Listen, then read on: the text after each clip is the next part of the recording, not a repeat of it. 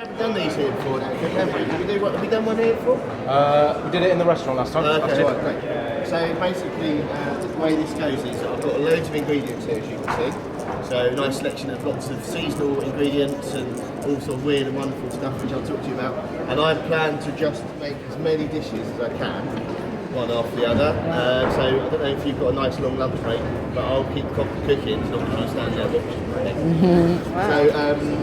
So I know we're going to do a dish up so you can have some tasting and things. So Get distracted now, won't I? What time what next should I week, do please? to start with, I wonder? Shall I do fish or meat to start? Fish. Fish. Okay. That's actually sea trout. Yeah, sea trout's delicious. It's, have you got any non-stick pans? Sea trout is absolutely delicious. It's in season at the moment. You usually just get it wild. You can tell the difference because it's much redder, got a darker pink than salmon, and the flesh is much sort of softer as well. So what I'll do is everyone familiar with this stuff here? Samphire, yeah, well done. So it's really nice, quite salty, but goes really, really well with fish. And it's also called sea asparagus because it grows up in the marshlands. It doesn't look anything like asparagus. But all these things are sort of bang in season at the moment. So what I'll do is I'll make a little. I'll do some poached fillets of sea trout with a nice little sort of shellfish broth. So we've got some little nice little brown shrimps to go in there. We'll do some samphire and some asparagus and bits and pieces like that. Okay, right. So fire questions as you want. Is there any small? These okay, fine. Cheers. So I'll put a little bit of stock in here. Stock, yeah, that's chicken stock. Yeah, I like cooking fish with chicken stock. Just because it's got a lovely flavour chicken stock. If you use fish stock, obviously it's going to be very fishy. I know that sounds ridiculous, but it can be sometimes too strong and overpower the actual fish itself. So chicken stock's really good. It's quite a sort of an all-purpose stock, white chicken stock. Oh, excellent, thank you. These work on the nuts. Right, that's perfect. Do one of those, Look at that. Look at all my helpers, isn't it good? Everything Right, so there's a bit of chicken stock and a bit of You know what water I in mean?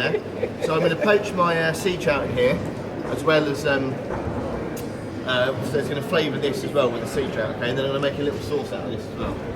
So I'm just going to season my sea trout and just get that poaching in there nicely. Turn that up. Right. Okay. So this is going to be my nice garnish of my sea trout and my sauce. I'll reduce that down a little bit, add some herbs and some brown shrimps in there, a little bit of cream which I've got, and meanwhile I'll make my garnish to go with it, which is going to be what? Asparagus. I have to do these things in all sorts of weird and wonderful ways. I've got to say this is probably the best so far. So we've got lovely asparagus here, which is just sort of been pre-blanched. Some chips. So asparagus, who eats asparagus? Who likes asparagus, Yeah. So you're familiar, like, the asparagus season? Yeah. It literally is just sort of May to June. So 6 to 8 weeks if you're lucky. So you shouldn't really ever be eating asparagus at all in, outside of those. So if you're eating asparagus in November, it's not very good. Because usually Peruvian asparagus or Israeli asparagus, and it just doesn't taste very nice, to be honest with you. The best thing I think about asparagus is that the season is so short, you have to really look forward to it coming. And British asparagus is fantastic, obviously because it's obviously grown over here, it's picked pretty quickly and sold, so you get much better flavour. Whereas anything you're buying from overseas like that is obviously, kind of sort of losing flavour and freshness all the time. It's being transported over. So we like to cook everything in season. And if you think about it, when things grow in season together, obviously they're going to taste nice together. So sea trout, asparagus, samphire, all those sort of things that are sort of growing at the same time of the year, all taste delicious. Where's my shallot?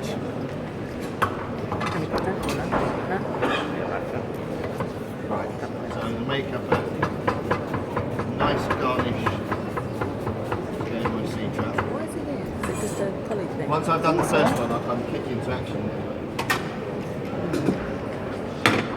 Right, so I'm going to do like a little fricassee with onions, asparagus. We'll use a little bit of the samphire. The samphire has been blanched already. It is very, very salty, so you've got to blanch it, taste a bit.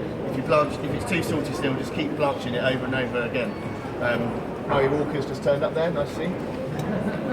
Yeah, go, go, go! Go on, do your impression. Go on.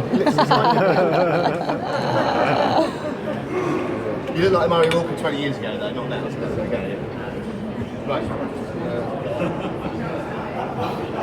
So you see, I'm poaching my sea trout lightly in here. I keep spooning over the stock just because I wanted to poach that top bit. I'm not going to use the skin. The skin's only nice when it's pan fried, when it's nice and crispy. If you eat it like that, particularly on a wild fish, it's actually quite tough, the skin, so it's not particularly nice to eat. But I leave it on there while I'm cooking it to protect it. But you'll see when it's cooked, the skin will just peel off nicely, and then you'll have this beautiful sort of delicately poached fish underneath. Can stop. Right, so what else should I put in there? Oh yeah, I'll put a little bit of lettuce. No one ever sees that, so I'll take some lettuce leaves. Take those off nicely. Ever had cooked lettuce before? It's really nice. There's one of my favourite vegetables is French style peas, or petit bar à la française as they're called. And that's basically peas which you sweat some onions down, add your peas, a little bit of bacon, some onions, and then chicken stock on top, and then braise the peas really nicely, very gently.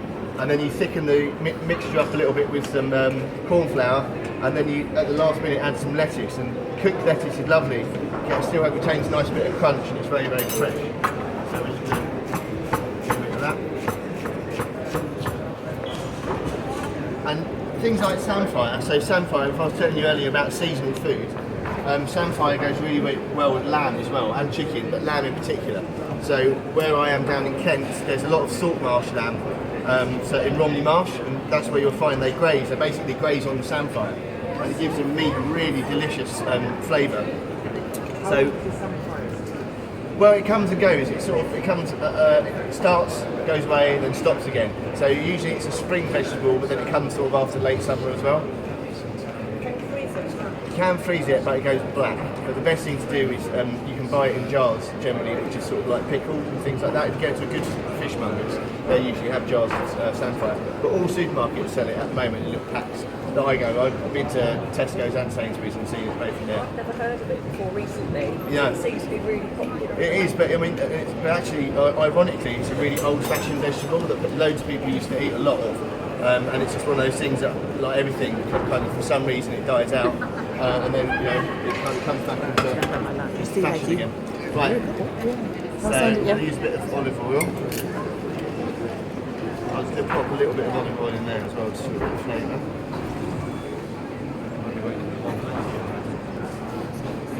Right, so get my shallots in there. So this is just my garnish for my fish, and then I'm obviously going to put some more shrimps and things in my sauce.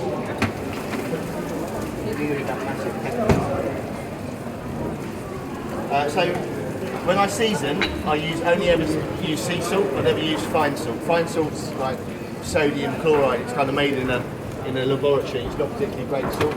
So this is obviously pure, made from the sea, and it's not bad for you. Like everything, if you have too much of anything, it's bad for you. But the best thing to do when you're cooking food in general is that you season as you're going along. Most people will cook, not taste anything, sit down at the end and just like that with loads and loads of salt. What you get there is you get a raw flavour of salt. You don't actually get the flavour of the food. And the whole point of salt is to bring out the flavour of the food that you're cooking. So I added just a touch of salt into my shallot. And I want to make like a warm salad here. I don't want to sort of cook anything too much. So you want to retain a bit of texture. So I add my asparagus spears over there. Radishes. You never think about cooking with radishes. You usually only ever have them as a salad. But if you think about it like a little turnip, they're absolutely delicious when they're cooked.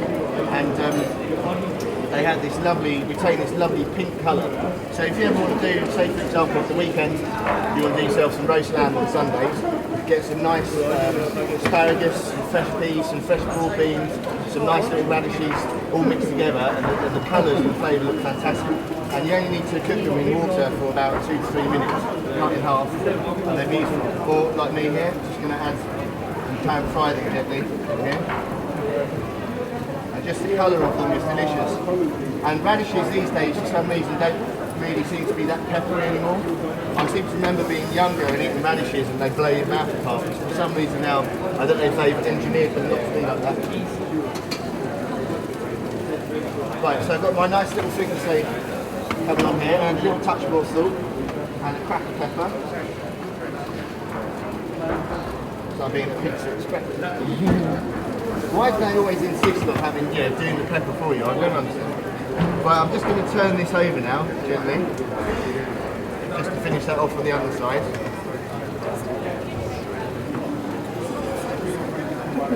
So don't forget, I've started with chicken stock, a little touch of water, because I don't want this sauce to be too strong. And then all the flavour of that trout is going to come out into that stock as well. Yeah, nice.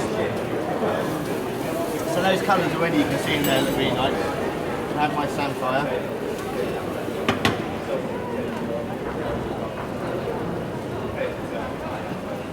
Yeah, that's good. That's it's been blanched, so it's not too salty. So already you can see the colours in there, really nice. Cheers. Nice and fresh. It's not enough to go round now. Alright.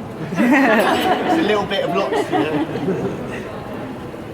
It's better not be on YouTube later. Yeah, it might be. Even better. Okay, so I'm just going to take my sea trout out now and let it rest. That's nice and quick. So I can make my sauce.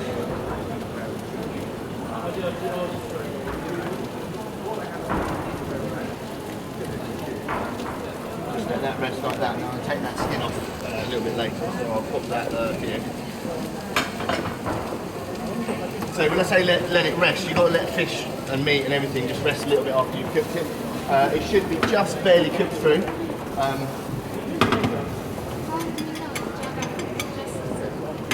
Just touch it. 20 years of experience. Well, it's just practice, really. You know, you just get to know just by pressing it. You should have a little bounce in the centre, just like when you cook a steak. Although that should be just undercooked, not like medium rare. So it should be cooked all the way through. But also, when you're poaching or cooking any salmon or sea trout, you'll see the little beads of white come up at the top. That's like the protein of the fish being forced out. So that means it's starting to get overcooked. Right. So reducing my stock down now. I don't want this too strong, too rich, so I'm going to add a little bit of cream. Double cream. Yeah, double cream. I always cook with double cream. And then touch more there.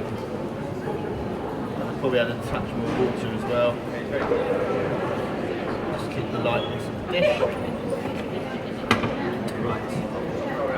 A little touch of nourishment there. Doing that bit.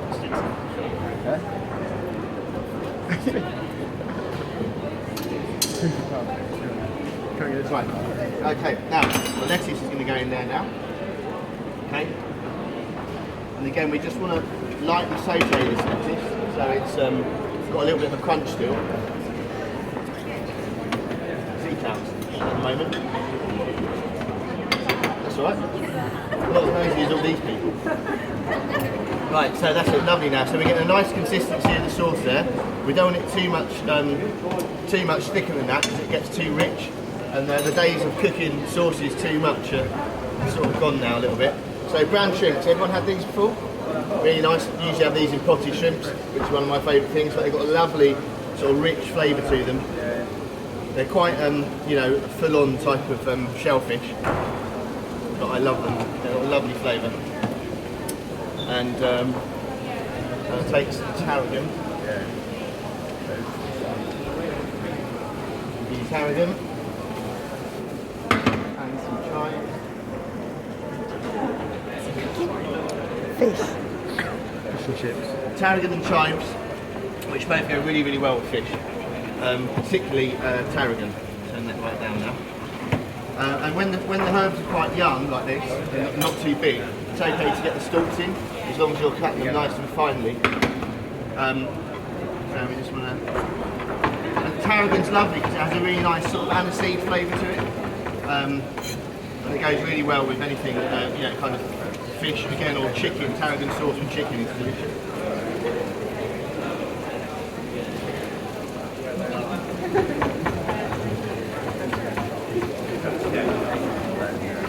like using chives because they've got a nice sort of subtle oniony flavour to them. And I use herbs for flavourings, not just for colour. So I generally don't put like little sprigs of herbs on top of things. I'd rather have them in the sauce and flavour them up a bit.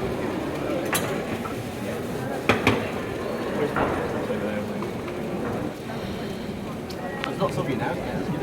Right.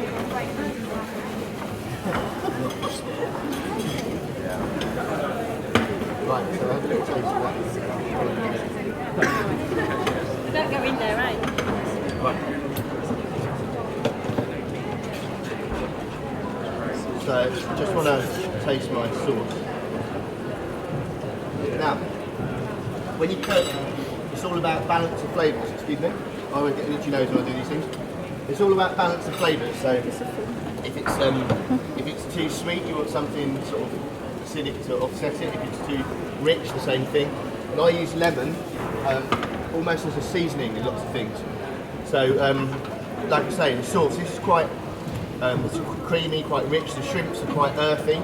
So a good squeeze of lemon, obviously we all know lemon goes really well with fish anyway. So a good squeeze of lemon juice in there really brings it to life. Obviously citrus fruits really lift things up. So lemon or if you're doing like Asian food, a good squeeze of lime is always great to sort of lift the whole dish.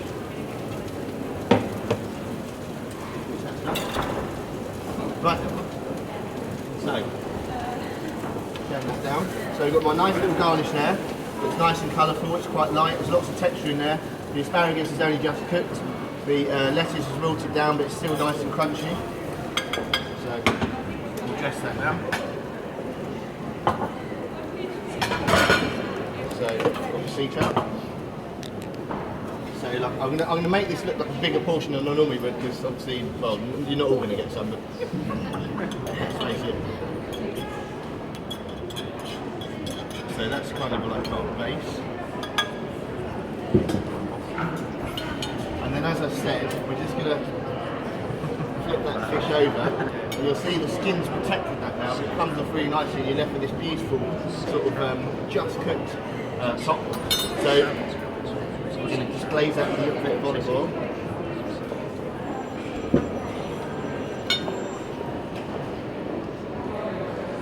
And then a little seasoning, because obviously we're taking the skin off, so we just want to touch the seasoning on there. And then just want to, always be careful of your sauces when it's cream sauces, because there's always heat in the pan, and you don't want anything to sort of reduce down and get too rich and too creamy.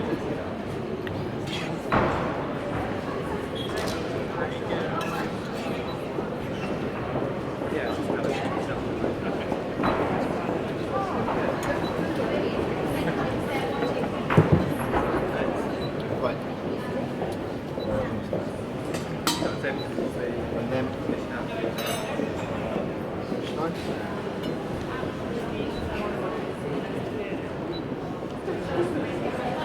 pop our sea trout on there. Okay.